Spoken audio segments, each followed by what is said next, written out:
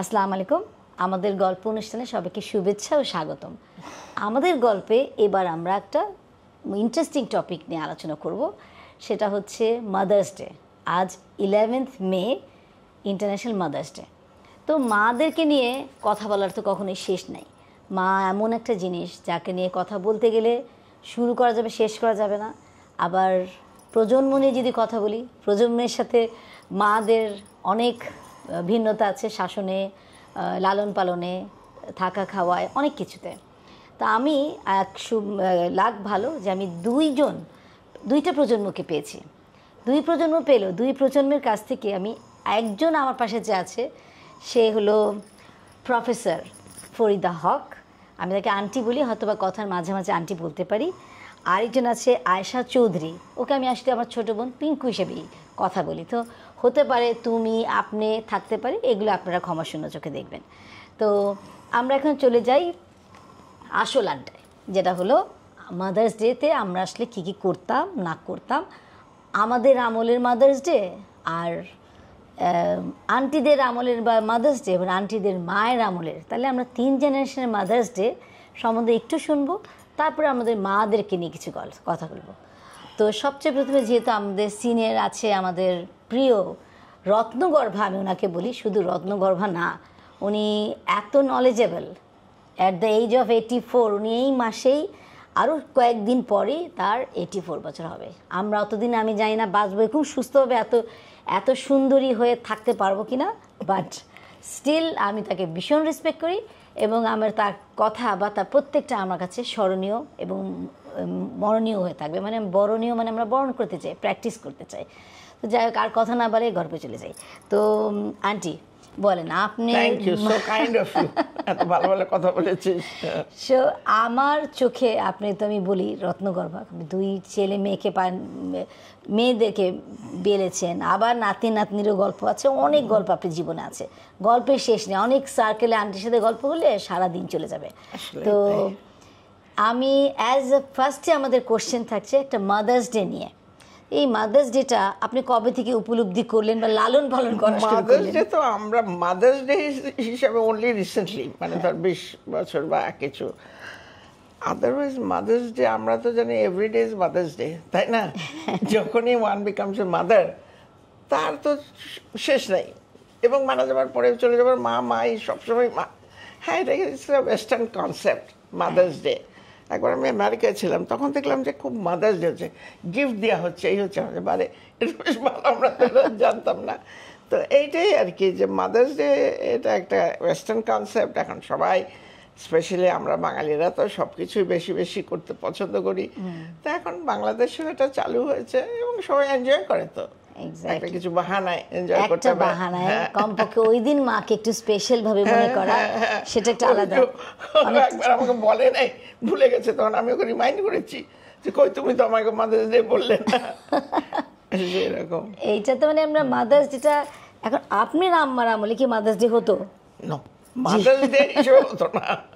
আমাদের মা তো সব দিকেই আমাদের উপরেই ছিল, শি ওয়াজ অলওয়েজ দেয়ার।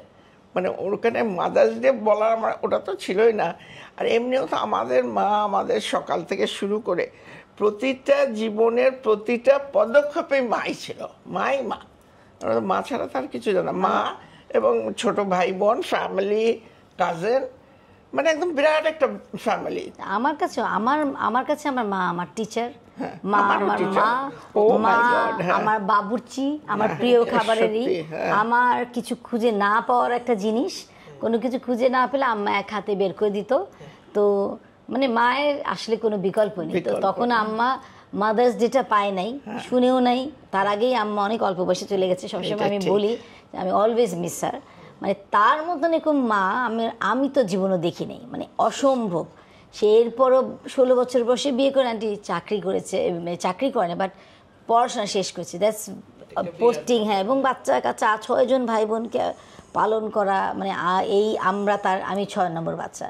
এবং আমি যদি আম্মা বেঁচে থাকতো, আম্মাকে আমি রত্নগর্ভার উপাধি যদি দেওয়া যেত, আমরা অ্যাপ্লাইও করেছিলাম। যাক, আমার মা সম্বন্ধে বললে আসলে সে সময় মাকে একটা অন্যরকম সেন্টিমেন্টে দেখি। তো একটা কথা বলি যে এই মাদার্স ডের কনসেপ্টটাকে আপনার কেমন লাগে? এই আগে আমাদের ঠিক আগের প্রজন্ম হিসেবে ঠিকই কেমন মনে মাদার্স হয়? চোখে এখন তো সবকিছুই নতুন হচ্ছে, তাই না? পৃথিবীটাই বদলে গেছে। তো সেজন্য মাদার্স ডে করে যদি সবাই একটু হইচই আনন্দ করে, কোনো আপত্তি নেই। আমার এতে মধ্যে কোনো আপত্তি নেই। আমাকে মাদার্স ডে উইশ করে নি বলে আমার মন খারাপ হচ্ছে আবার, হ্যাঁ। সেই তো। তা আমরা হলো সবসময় এখন আগে ছিল না বলে এখন নতুন হবে না, তো পৃথিবীটাই তো সবকিছুই নতুন হচ্ছে। চেঞ্জ ম্যানেজমেন্ট, উই হ্যাঁ, have to change believe in management। Change management, চেঞ্জের এটা সাথে করতেই যারা হবে, যারা এটা খাপ না খাবে। আমাদের সময় ছিল না, এখন এইসব বলার আমি I don't believe in that. Exactly. এবার আসে আমি আয়শা চৌধুরী পিঙ্কু। তো পিঙ্কুর কাছে আসে, পিঙ্কু কিন্তু বাইরে থেকে এসছে, আমেরিকাতে এসছে বেশ দিন না, মাত্র 4-5 দিনের জন্য এসছে।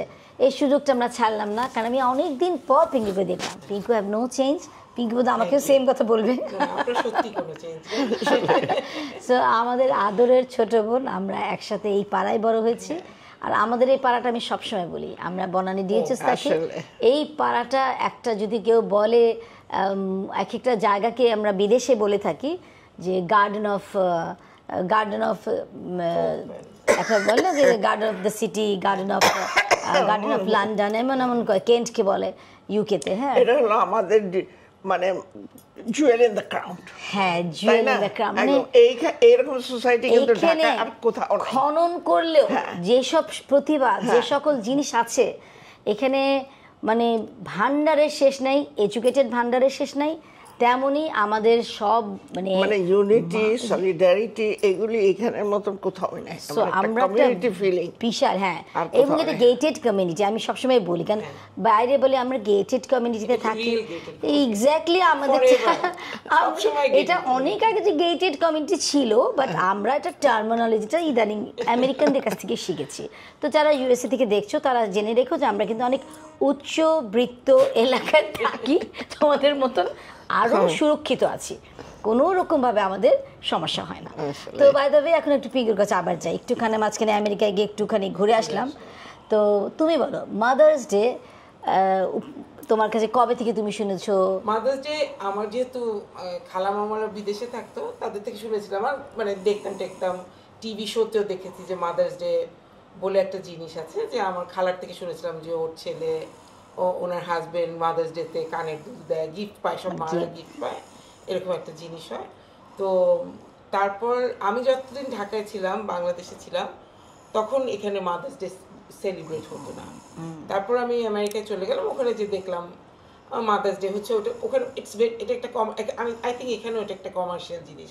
মাদার্স ডেতে বিগ সেল, সব মহিলাদের জিনিস বিক্রি হবে, যাতে মা, নানি, খালাকে ওই জিনিসগুলা দেয়া যায়, Wrap করে করে হাত দিয়ে গিফট দিয়ে সব মা দেয়। মানে এখন পর্যন্ত ওই দিন আমরা রেস্টুরেন্টে খেতে যাই না, কারণ এত ভিড় থাকে আগে পরে, মানে অনেক বড় ওয়েট হবে, কারণ সবাই রেস্টুরেন্টে খেতে যাবে, মানে যাদের একটু বেশি তাড়াহুড়া থাকবে যাবে না, বা আগে পরে করে ফেলতে হবে। আমাদের আবার নিজেদের কমিউনিটিতেও এখন বাংলাদেশিরা তো করে বলে অনেক পার্টি হয়, মাদার্স ডে পার্টি। আচ্ছা আচ্ছা আচ্ছা।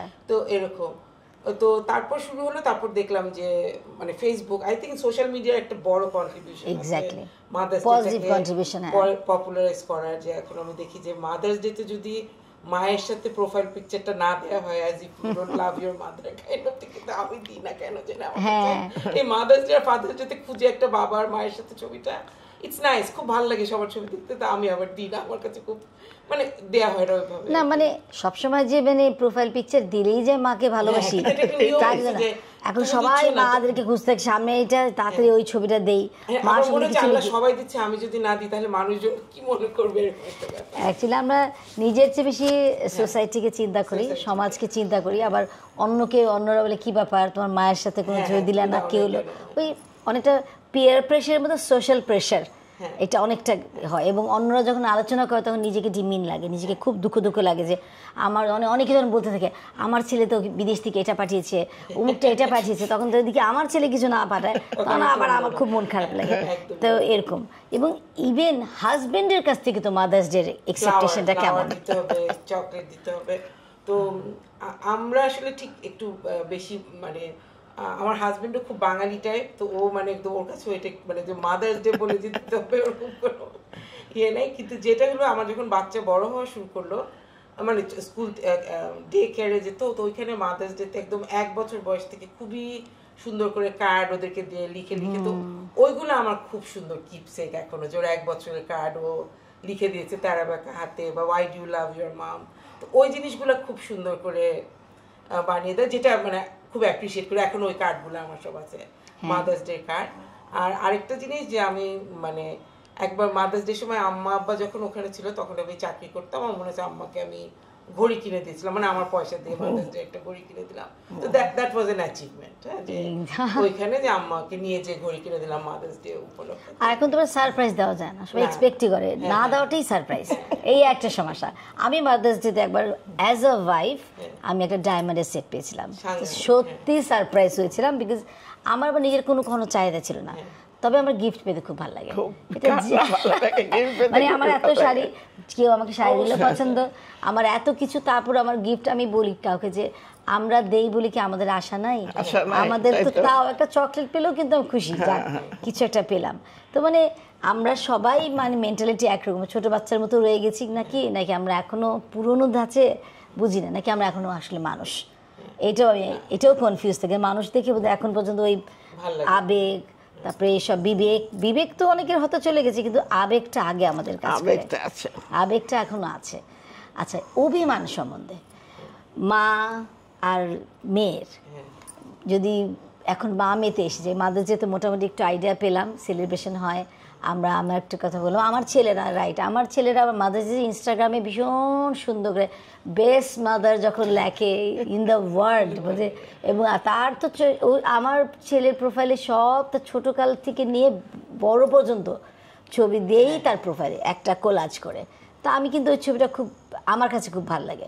তো ওইটাই হয়, মানে আমাদের সফট কর্নার তো বুঝে, আমাদের ছেলে ভালোবাসে তার প্রমাণ কী দিয়ে দেখাচ্ছে, you have to show, you have to touch, এইসব দিয়ে তো আমরা ভালোবাসাটাকে প্রকাশ করি, তাই না? তো এখন তো এগুলো অনেক কমে যাচ্ছে। তো আমি আন্টিকে আগে একটু জিজ্ঞেস করি যে আপনার মাদের কাছ থেকে, তখন তো মাদার্স ডে ছিল না, তখন আপনাদের এই ভালোবাসাটা, মা মেয়ের ভালোবাসা বা সন্তানদের প্রতি মায়ের ভালোবাসাটা কিভাবে আপনি পেয়েছেন? না, মায়ের ভালোবাসা তো ছিলই, কিন্তু আমাদের মারা সারাদিন সংসার নিয়ে এত ঝামেলায়, এতগুলি ছেলে মেয়ে, সব কিছুই তো তারা সামলাতো, তাই না?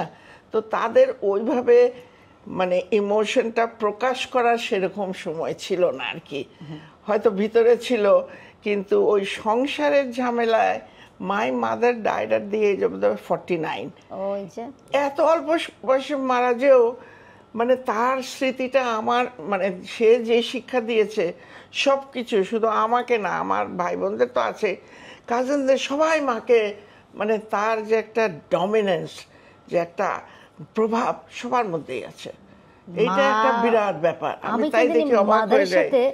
ম্যানেজমেন্ট, আবার আরেকটা জিনিস সবাই খুব খেয়াল করছে কিনা, মমের সাথে ওয়াও, আমরা প্রায় দেখি না MOM লেখে, আবার উল্টা করলে ওয়াও হয়ে যায়। অ্যাকচুয়ালি বোধহয় এটা আল্লাহরই প্রদত্ত, কেমন করে ওয়ার্ডটা বানিয়েছে, যদিও মাদা না লেখে মম লেখে, মমের সাথে উল্টা করলে ওয়াও হয়ে যাচ্ছে। অ্যাকচুয়ালি মারা মনে আসলে ওয়াও ক্যারেক্টার আমার কাছে মনে হয়। তো আপনার কাছে সেই মায়ের একটা এমন একটা জিনিস বলে যেটা এখনো দাগ কেটে আছে? না, যেমন আমার মা না, ছোটবেলা থেকে আমাদের তো শাসন শিক্ষা, এটা করবে না ওটা করবে না এই সেই, কিন্তু মায়ের যে একটা নরম কোমল মন ছিল, সেটা আমি দেখেছি। যখন মা আবার কারোর সামনে কাঁদবে, এটা আবার খুব অপমান দেখাতো না, কিন্তু আমি যখন কোথাও চলে যেতাম দেখতাম যে মা মুখটা ঘুরিয়ে নিতেন, কিন্তু আমি ফিল করতাম যে মায়ের চোখে, এবং স্পেশালি আমার যখন মেয়ে হলো তখন মা মানে কিছুতেই সহ্য করতে পারতো না যে ও চলে যাচ্ছে, কিন্তু কোনোদিন সে চোখের পানি ফেলা না। আমাদের ছোটবেলায় কাঁদলে বলতো শীত কাঁদুনির মতন কাঁদবি না, আমার সামনে চোখের পানি ফেলবি না। তো সেই মায়ের দেখতাম যে চোখটা মানে ভরে গেছে, এইটা সেই আসলে না, মানে এক এক রকমের ফিলিংস। এখন তুমি মা হয়ে, এখন যদি আমি পিঙ্কুকে জিজ্ঞেস করি, মা হয়ে তুমি তোমার ছেলে মেয়ে, আমার একটা মেয়ে কত বড়? মেয়ে 15 বছর। আচ্ছা, 15 বছরের মেয়ের কাছে তোমার এক্সপেকটেশন কি, আর কেমন তার behaviour as you and your children? মানে তুমি তোমার মার সাথে যেমন ছিল তেমনই কি? আমার সাথে আম্মার যেটা, মানে আমি মানে আমরা খুব ফ্রি, মানে আম্মাকে আমি মানে আমাদের কেমিস্ট্রিটা হচ্ছে এরকম যে আমরা ঝগড়া করতে পারি, সমালোচনা করতে পারি, হ্যাঁ, সবকিছু নিয়ে কথা বলতে পারি।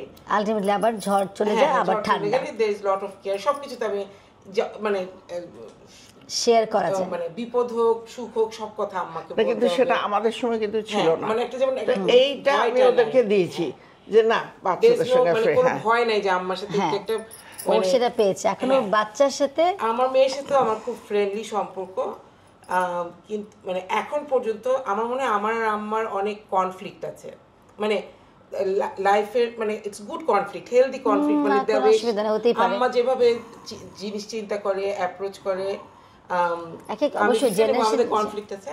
আমার মেয়ের সাথে আমার অত কনফ্লিক্ট নেই, কারণ আমার মেয়ে মনে হয় ও খুব মানে ও আর কি মানে মায়ের সাথে কনফ্লিক্ট করাটা ও পছন্দ করে না, মানে এক একজনের পার্সোনালিটি, তারা আবার তাদের নিজের স্পেস নিয়ে চলে। ও যদি ওর এখনো তো ছোট, কিন্তু ওর যদি ওটা আমার মনে হয়, এটা আমার অ্যানালাইসিস, ওর যদি ডিফারেন্ট মেন্টালিটি হয় ওটা নিয়ে ওর মানে অ্যাপ্রোচ মানে কনফ্লিক্টটাতে সে যাবে না, এটা ওর ইয়ে। কিন্তু আমার মেয়ের সাথে আমার মায়ের কেমিস্ট্রি আবার সাংঘাতিক, নানি আর ইতো। আর আমি সত্যি মনে করি ও আম্মার সাথে ছোটবেলায় অনেক টাইম কাটিয়েছে, অনেক টাইম কাটিয়েছে। তো এইটা ওর পার্সোনালিটি এবং মানে ও যেভাবে বড় মানে ইয়ে হচ্ছে, এটা খুব সুন্দর একটা এফেক্ট আছে ওইটার, যেটা আমি খুব এনজয় করি, যে মানে আমি ইন দ্য মিডল অনেক কিছু বাইপাস করে ওদের ফ্রেন্ডশিপটা খুব ইন্টারেস্টিং। ওর যে কত সুন্দর সুন্দর কার্ড আছে, you from your secret admirer, my best nano, from your best friend. ছোটবেলায় আমি অনেক সময়, এবং ও কত কি যে আমার সঙ্গে শেয়ার করতো। না একটা জিনিস খুব ইন্টারেস্টিং, যে মানে ওর কাছে ছোটবেলা থেকেই বাংলাদেশ একটা মানে খুবই স্বপ্নপুরী, কারণ হচ্ছে যে নানু ওর সাথে না থেকে বাংলাদেশে খালি চলে আসতে চায়, তাহলে বাংলাদেশ নিশ্চয়ই খুবই একটা এমন ভালো জায়গা যেখানে সবকিছু অনেক ভালো, যে নানু আমার সাথে না থেকে ওই জিনিসটা, এই জন্য মানে বাংলাদেশ এটা খুবই ইম্পর্টেন্ট। এক্স্যাক্টলি, না এটা খুব ভালো বলছে। আমার তো ছোট ছোট 2 বছর 4 বছর 3 বছর নাতি নাতি, আমার নাতনির সাথেও আমার খুব মজার ঝগড়া হয়, মজার ঝগড়া হয়। কারণ সেদিন যেরকম বলছি যে বৃষ্টি হচ্ছে, তোমাদের বৃষ্টি হয় না, তোমাদের বৃষ্টির শব্দ নাই, তো ও বলছে উই হ্যাভ ব্যাকইয়ার্ড, তো আমাদের ব্যাকইয়ার্ডে কী হবে, তোমরা শীতে যেতেই পারো না। তারপরে এক পর্যায়ে কী হলো, ঝগড়াতে আমি জিতে গেলাম, যেই আমি জিতে গেলাম ও কান্না, এখন ওকে তো জিতাতে হবে। তখন আমি তো অন্তত ছাদই নাই, তোমাদের তো ছাদই নাই, তোমরা ছাদের দৌড়াবা কেমনে। তো ও তো এখানে অনেকদিন থেকে গেছে, সে খুব মিস করে বাংলাদেশ। সে সবসময় বলে যে টিকিট পাঠাও, দাদা ভাইয়ের কাছে টিকিট আছে, মানে ওর ধারণা দাদা ভাইয়ের কাছে টিকিট আছে, দাদা ভাই টিকিট পাঠালে সে এসে পড়বে। সে কিন্তু আমেরিকা কানাডা পছন্দ করে না। সে এতটুক বয়সে সে ডিফারেন্সগুলা বুঝতে পারছে, এতটুক বয়সে 4 বছর বয়সে একটা মেয়ে ডিফারেন্স বুঝতে পারা, এবং যখন সে কম্পেয়ার করছে আমার সাথে বারবার যে এইটা আছে তো ওটা নাই, ওটাতে এটা আলটিমেটলি ওই কানাডা ফেল। কারণ আমাদের দেশে কিছু গরিব হতে পারে, আমাদের দেশে একটা ভালোবাসা আছে, একটা সুন্দর যে সম্পর্ক আছে, যে ওইটা বোধহয় আর্টিফিশিয়ালভাবে বাইরে আছে। আমরা খুব মেকি লাইফ বাইরে করি, যেটা একটু আগে তুমি বললে না যে আমি আমার মায়ের সাথে আরামসে ঝগড়া করছি, মেয়ের সাথে তুমি এখন ঝগড়া করে দেখো, সিরিয়াস কাহিনী হচ্ছে, বাসা থেকে বেরো চলে যেতে পারে। মানে 15 বছর তো 18 বছর হতে তো আপনাদের এবার নাই, সে এই পুলিশ আসবে, কত কাহিনী, মানে অনেক কাহিনী, যেটা আমাদের দেশে আমরা এখন ওই শাসনে বড় হওয়া। আম্মার সাথে যেমন আমাদের খুবই ভালো সম্পর্ক ছিল, কিন্তু আমার সাথে আমার আম্মার কিন্তু অনেক গ্যাপ ছিল বয়সের জন্য অবশ্যই। বড় বোন আমাকে পেলেছে, আমি সবসময় বলি আমার বড় বোন আর মেজো বোনই আমাকে পেলেছে, কাজে আমি ওদের সাথে যতটা ফ্রি, ইনফ্যাক্ট আমি বড় বোন মেজো বোনের সাথেও কিন্তু আমি ফ্রি না, কারণ ওরা আমাকে পেলেছে। তা আমি ছোট ছিলাম দেখে আমার 3-4টা বোন, আমার ভাই আছে, আমি আমার ভাই সবসময় সার্ভিস পেয়েছি, আমাদের কোনো কাজ করতে হতো না, ইভেন কি আমার হোমওয়ার্কও করতে হতো না। আমি স্কুল থেকে এসে হোমওয়ার্কটা দিয়ে দিতাম যে করো, নাহলে আব্বা বকা দিতে। আমার আব্বার দুজনকে দায়িত্ব দিয়েছিল পড়াবে, দুজনকে দায়িত্ব দিয়েছিল স্টাইলের, একজন হলো রান্না খাওয়াই দিবে, এক বোন খাওয়াই দিবে। তো আমি সবার মানে আমি জুতা মোজা কিছুই নিচে পড়তাম না, এইরকমভাবে বড় হয়েছি। সেখানে আমার সাডেন মৃত্যুটায় হঠাৎ করে মানে এক রাতে আমি বড় হয়ে গেলাম। মানে আমি ওটাই আমি সবাইকে বলি যে আমার বোধহয় আমার মৃত্যুটাকে আমাকে বড় করেছে। ঘর গোছানো ছিল না, আর এখন আমার ঘর থাকে ছবির মতো, আম্মা যদি দেখতে পারতো। আমার সবসময় বিয়ে হয়ে কী হবে তে রান্না পারে না, কিছু পারে না, মানে একটা কাহিনী ছিল। তো আম্মা ছিল সুপার ওমেন, ওয়ান্ডার ওমেন, এবং অ্যামেজিং একটা ওমেন। অল্প বয়সে you recognise her as the wonder woman. Still আমারও তাই মনে হয় যে আমার মা, আমি যখন মা আমাদের শিক্ষা দিয়েছে, এখন আমি যখন চরকির মতো ঘুরতে থাকি, যা ইচ্ছা করি, এডিশনালি আমরা কাজ করছি, তখন মনে করছে আমরা তো 2টা বাচ্চা দেখে পারছি, আর সে 5টা মেয়ে পালা, কিন্তু আন্টি অনেক ডিফারেন্ট। এটা আমি আমার নাতনি পাল থেকে দেখেছি, তোমারও তো এক্সপিরিয়েন্স আছে। ছেলে পালাটা সোজা, মেয়ে বাচ্চা পালা আমাদের মতো কনসিয়াস মাদের অনেক মানে ডিফিকাল্ট হয়। তো যাক, অনেক এটাও বলা হলো। আরেকটা কোনো স্মৃতি কি আছে এমন যাকে মানে সকলের জন্য আমরা একটু বলতে পারি যে আজকালকার যে এখন তোমরা একটা জেনারেশন দেখছি, তোমার মেয়েদের জেনারেশন দেখছো, তাদের ফ্রেন্ডদের দেখছো, আন্টিরা অনেক জেনারেশন দেখছে, তো আমাদের পরের জেনারেশন স্পেশালি যারা এখন দেখছে, আমার বেশিরভাগই কিন্তু যুবদল একটা আমার বড় একটা অডিয়েন্স, তাদের সাথে হয়তো আমরা থাকবো না, কিন্তু এই যে গল্পগুলো রয়ে যাবে, আমি সবসময় আশা করবো যে এখান থেকে কিছু টেক অ্যাওয়ে নিতে, কিছু একটা নিয়ে যদি তাদের জীবনে ইমপ্লিমেন্ট করে। আমি খুব বিশ্বাস করি back to the square. Ultimately আমরা পুরনো ফ্যাশনে যাচ্ছি, পুরনো গান আর তো কিছু নাই দেবার, আগের জিনিসেই আমরা কিন্তু ফেরত যাচ্ছি ঘুরে ফিরে, তাই না? তো তেমন আন্টি যদি কিছু বলেন এই জেনারেশনের জন্য মাদের সাথে কোনটা আসলে বেস্ট আপনার কাছে মনে হয় যে রিলেশনটা রাখা, কি এক্সপেকটেশন? প্রবাসী মেয়ে আর আপনি হলো বাংলাদেশে এসছেন, আপনি কি মিস করেন? হুকুম করে তো অনেকে আজকাল আমাদের ছেলেমেয়েরা কেউ কিন্তু দেশে নাই, অনেকে মনে করে আমি টাকা দিলাম, গাড়ি দিলাম, বাড়ি দিলাম, মা আছে তো সুখে, তো এমটিনেসটা মানে কনস্ট্যান্ট কমিউনিকেশনটা এখন এটা অনেক ইজি হয়ে গেছে, যেটা আগে তো চিঠি লিখতে হতো, ইমেল করতে হতো, মানে বাচ্চারা চাইলেও নানুকে, যেমন আপনি আপনার ফেস টাইমে কথা বলছেন, এইটা একটা অনেক বড় ব্লেসিং, মানে কানেকশনটা রাখার জন্য, জানার জন্য, বুঝার জন্য কোথায় কি হচ্ছে। অ্যান্ড এটা খুব ভালো, মানে কমিউনিকেশন কানেকশনটা মেইন, মোর দেন কাউকে কমফোর্টেবল রাখা, যেমন জানা আমার আম্মা কেমন আছে, আমার নাতনি কেমন আছে, আমার মেয়ে কেমন আছে। আর ডেইলি কি ফোন করা উচিত বলে মনে হয় না? হ্যাঁ অবশ্যই, ডেইলি মোর দেন ওয়ান্স, মানে যখন যেটা জানা, সবসময় ব্যস্ত থাকে। আমার মনে হয় আমার আর আম্মার মধ্যে অ্যাজ লং এজ আমি জানি যে আম্মা খুশি আছে, হ্যাঁ আম্মা একটা দাওয়াতে আছে, আম্মা খুশি আছে, আমার সাথে যদি দুদিন কথা না বলে আমি আম্মাও সেম, আম্মা দেখলো যে আমরা কোথাও বেড়াতে যাচ্ছি, আমরা খুশি আছি, আমরা এনজয় করছি, আম্মা খুশি, মানে আই থিঙ্ক ওইটাই যে ভালো আছো কিনা। হ্যাঁ, কিন্তু আমার ক্ষেত্রে আন্টিকে আমি তারপরে সুযোগ দিব, আমি তো তোমাদের জেনারেশনের, আমাদের একই জেনারেশনের একটু ছোট বড়, কিন্তু তোমার তো এটা ফিল করছো না প্রবাসে, মানে তোমার ছেলেমেয়েরা কিন্তু তোমার সাথে আছে, আমি কিন্তু একটা টাইমে এমটিনেস ফিল করি, মানে সাথে আমি চাই, যেরকম আন্টি এখন তোমার 5 দিন আসছে থেকে কোথাও যাচ্ছে না, তার মানে কিন্তু এটা প্রুফ করছে সে কিছু যত পারে আঁকড়ে ধরে রাখে, মুরগি যেমন বাচ্চাদেরকে আঁকড়ে ধরে রাখে তেমন। তো আমরাও কিন্তু ছেড়েছি তাদের ক্যারিয়ার পাথের জন্য, কিন্তু আমরা কিন্তু স্টিল চাই একসাথে, আমি স্টিল চাই, মানে আমাকে কেউ যদি অফার দেয় যে তোমার এখানে একই রকম সেট আপ দিয়ে দিতে পারবো তোমার ছেলেদেরকে, তাহলে আমি চাবই হয়তো ওরা সবাই আমার সাথেই থাকুক, যেটা হয়তো সম্ভবই না, তাদের ক্যারিয়ার বাংলাদেশ বোঝা ওরকম না। তো আন্টির কি মনে হয়? না, আমরা তো সেটা মেনেই নিয়েছি, যে মেনে নেওয়া এক জিনিস, কম্প্রোমাইজ সারা জীবনই করলাম, কম্প্রোমাইজ করছে না, এই যেমন ও এসছে, আমি খালি দোয়া করছি আল্লাহ ও যেন ঠিক মতো ফেরত যায় নিজের কাছে, এটা আমরা এখন প্র্যাকটিক্যালি দোয়া করি। তো ও আমার জন্য স্যাক্রিফাইস করবে বা কিছু, এটা আমি চাই না, কারণ আমরা তো অনেক ইন্ডিপেন্ডেন্ট, তাই না? ও চেয়েছিল যে আমি আমেরিকায় থাকি, আমার পাসপোর্ট করে দিচ্ছে, আমি থাকিনি। এবং আমরাও রিয়েলাইজ করেছি যে আম্মা এখানে থাকলে মন খারাপে শরীর খারাপ হয়ে যাবে, কারণ আম্মা খুশি থাকবে। অনেক মায়েরা কিন্তু থাকে, আমরা থাকি, অনেকে থাকে। হ্যাঁ, যেরকম আজকে একটা আন্টি বলছিল, পিঙ্কু তুমি একটু সামনে আসলে ভালো হয়েছে, আমাদের একটু ক্যামেরা থেকে একটু বার হয়ে যাচ্ছি, সরি আমাদের ইন্টারাপশনের জন্য। আমরা একটা আন্টি বলছিল যে গ্লোরি আন্টি আজকে আসছিল, তো উনি বলছিল যে আমি যাচ্ছি বাইরে, মানে সে সবাই তো একই কাহিনী, আমি যাচ্ছি ইউকে, তো সবাইকে চকলেট খাওয়ালো, তো তারপর শুনলাম তার বিষয় হয়নি। হ্যাঁ, আপনি ইউকে চকলেট খাওয়াচ্ছেন কি ব্যাপার?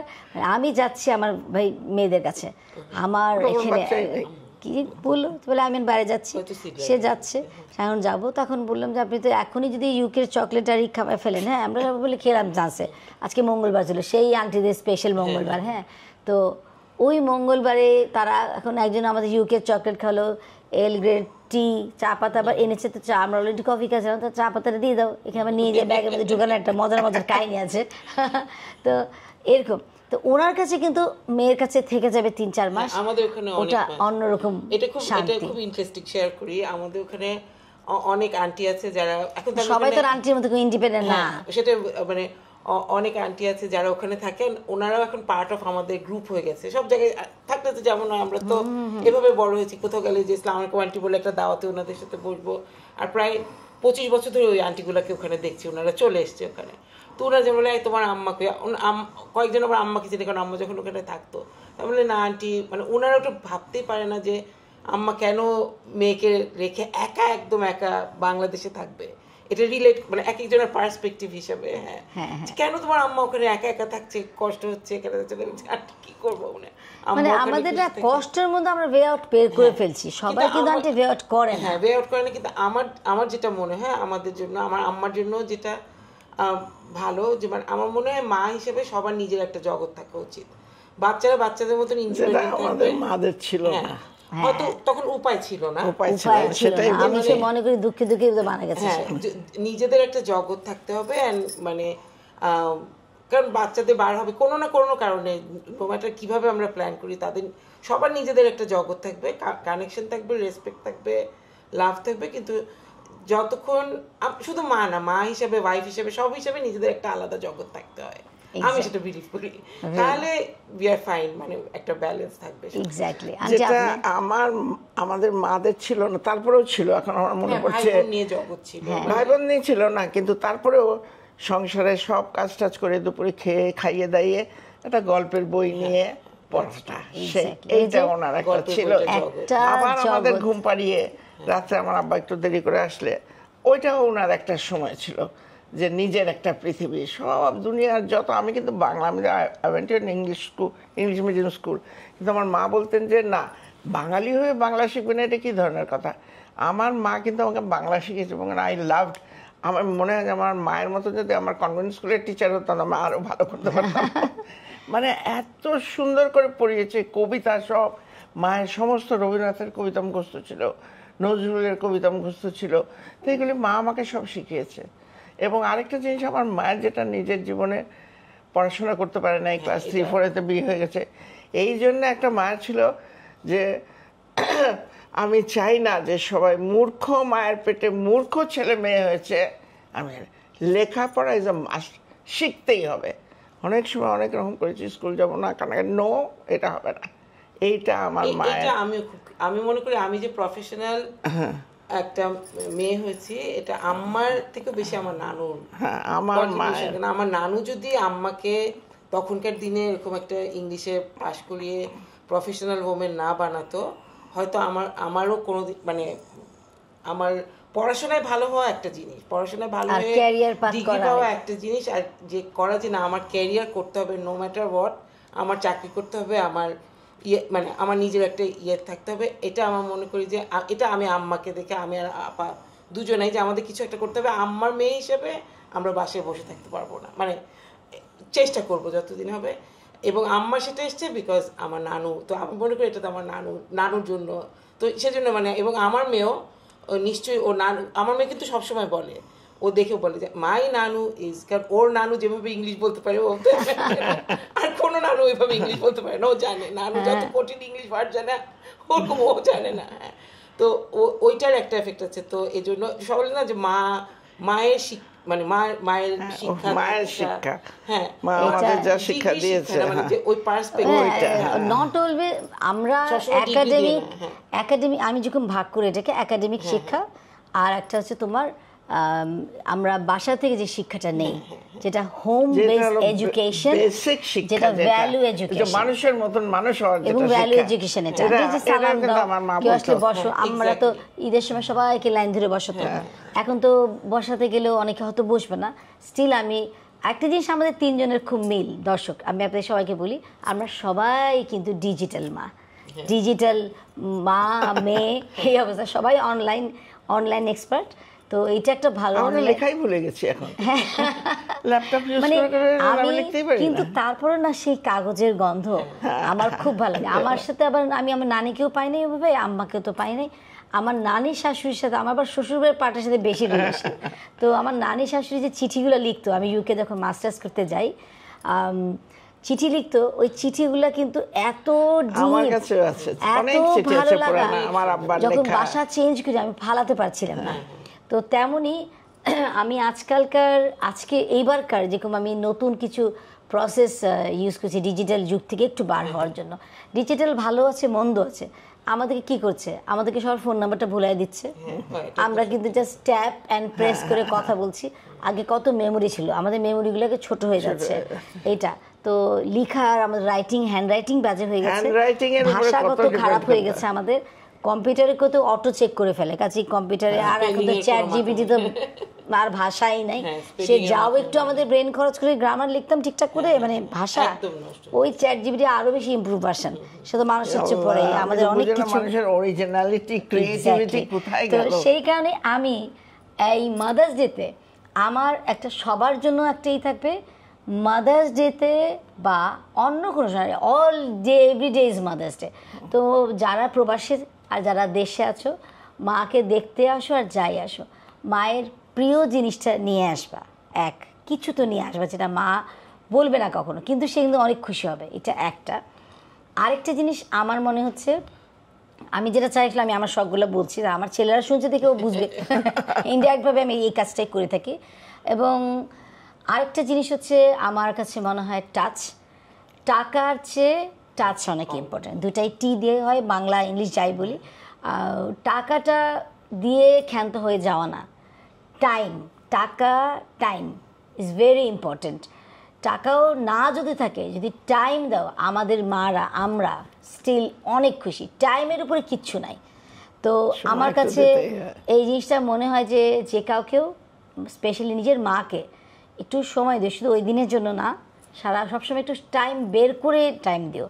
টাইম বের করতে হয়। আমরা বেড়ানোর জন্য টাইম বের করি, আমরা রান্নার জন্য বের করি, তেমনই আমাদেরকে মায়ের জন্য বা প্যারেন্টসের জন্য টাইমটা বের করতে হবে। তো আন্টি যদি কিছু বলে একটু শেষ করে, তারপরে আমি আবার ক্লোজ করবো। আপনার একটা মেসেজ। সত্যি কিন্তু ওরা আসে, ওদের নিজেদেরও এত কাজ থাকে, আমাকে টাইম দেয় না।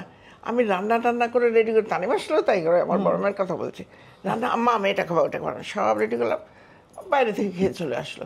আমার তাহলে তোমরা এই করো কেন? ও টাইম ওরা সত্যি দিতে পারে না। আজকে মানে বিজ্ঞান তো বেগ দিয়েছে, আবেগ কেড়ে নিয়েছে। এইটাই they don't have the time, আবেগটা চলে গেছে। এটাই হলো বিজ্ঞানের সবচেয়ে বড়। আমাদের আবেগটা থাকতে হবে, আবেগটা ধরে রাখতে হবে। আমার তো মনে হয় এখন ছেলেদের মাছ থেকে অ্যাপয়েন্টমেন্ট নিতে হবে।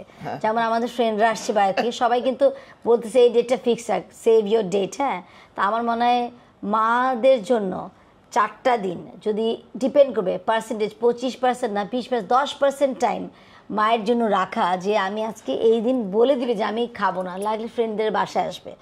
তাও মার যে রান্না করে বাজার করে তার মেয়েরা আসবে উপলক্ষে, দেখা যায় বাজার ফ্রিজেই থেকে যায়। আমারও কিন্তু এটা আমার একটা নাতিও আছে, বড় নাতি, ও বিয়ে হয়ে গেছে, ওরও বাচ্চা হয়ে গেছে, তাহলে তো জানো।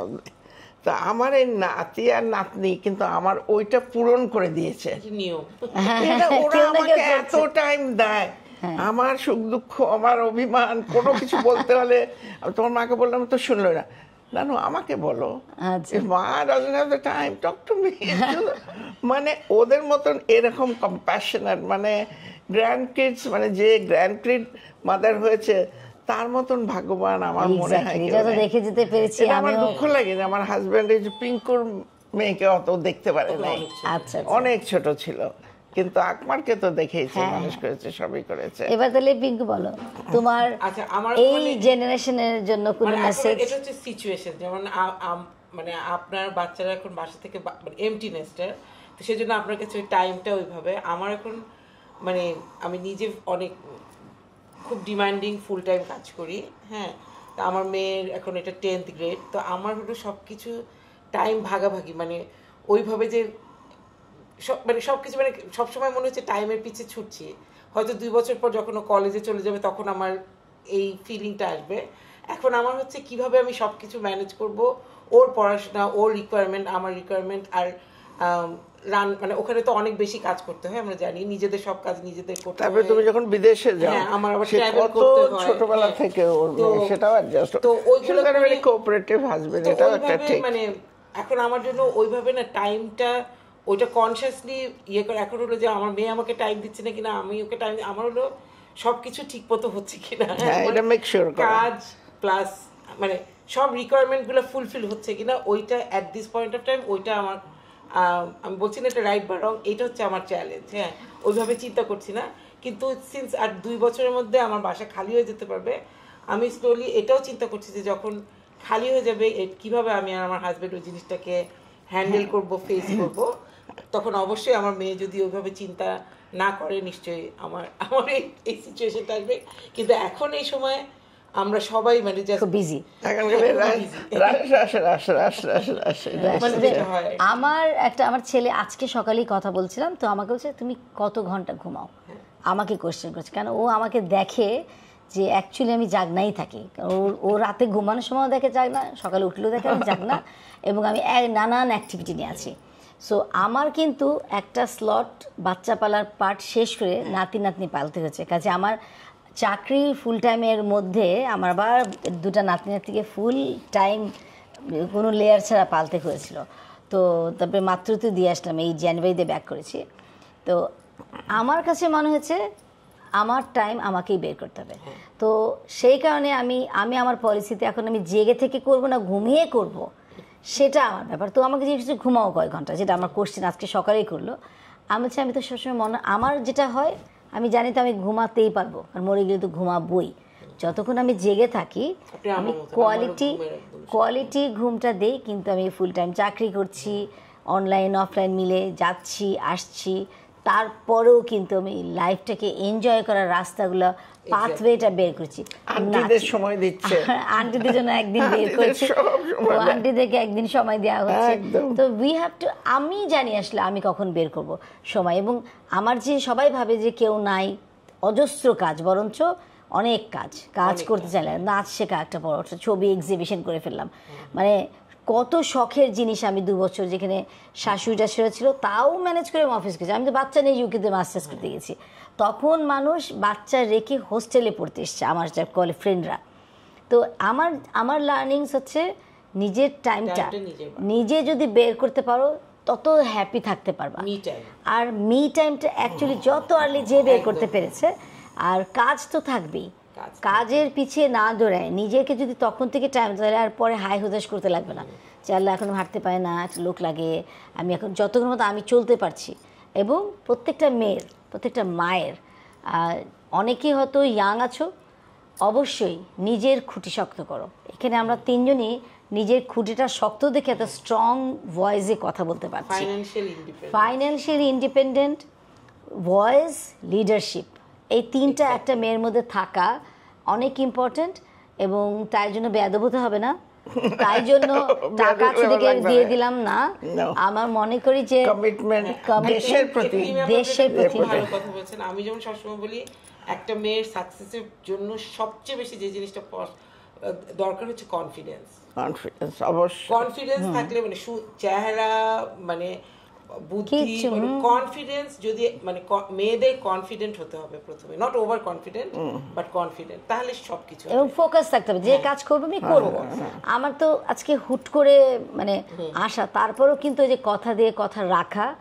যদি আমি বলি আমি বাসায় খাবো, আন্টি একটা কথা কিন্তু এনেছে যে মেয়েরা আসলে পরে এত বিজি হয়ে যায়, বুঝি থাক ওদের লাগবে না, আমি এটা কম্প্রোমাইজ করতে পারবো না। আমি তুই রান্না করছি খেতেই হবে। আমি এমনও হয়েছে, আমি বিদেশ যখন যে মাত্র আসলাম না, অনেককে বলেছি, দেখা যাচ্ছে এই প্রত্যেকটা বাসায় লাঞ্চ ডিনার ব্যবস্থা করে ফেলছে। এখন আমি সবাইকে খুশি করার জন্য খেয়েছি। তো এটাতে হবে কি, তাকে তো বলা দরকার নেই যে আমি অলরেডি ফুল খাবো না। তো তেমনও যদি মায়ের সাথে আমরা কিছুটা খুশি করার জন্য অভিনয় করি, এটা তো মা সেটাও করে। আম্মা খাই নাই বলে খাবো না তা তো না, এখনই তো খাচ্ছি না। ওই খাওয়াটা মানে অনেক সময় আমাদের টেকনিক্যাল, যেমন চাকরি করছি 27 বছর, আমি তো অনেক টেকনিক্যাল হয়ে গেছি। এখন তো আমি নিজে জানি না আমি কিনা, আমার আমত্তই ভুলে গেছি। তো অনেক টেকনিক্যাল, যেমন চাকরি করতে হয় মানুষকে খুশি করার জন্য, এইভাবেই টেকনিক্যাল হতে হয়। খেয়ে এসছি বলে মানে আমার যেমন একটা ছোট্ট এক্সাম্পল দিয়েছি শেষ করে, যেমন আমার ছেলে বেলি ফুল নিয়ে আসছে। আমি বেলি ফুল খুব পছন্দ করি, আমি খুব বেলি ফুল রাস্তা পাইলে কিনি। তো আমার ছেলে এনে বললো আমাকে যে আম্মু ওই আজকে ওই একজন বিক্রি করেছিল না মোর্শেদা, ওর কাছ থেকে কিনেছি, বেচারা গরিব। তো আমি তুমি এই কথাটা না বলে বলতে পারতাম তোমার বেলি ফুল পছন্দ নিয়ে এসছি, তুমি ওকে গরিব এসে কিনে চলে।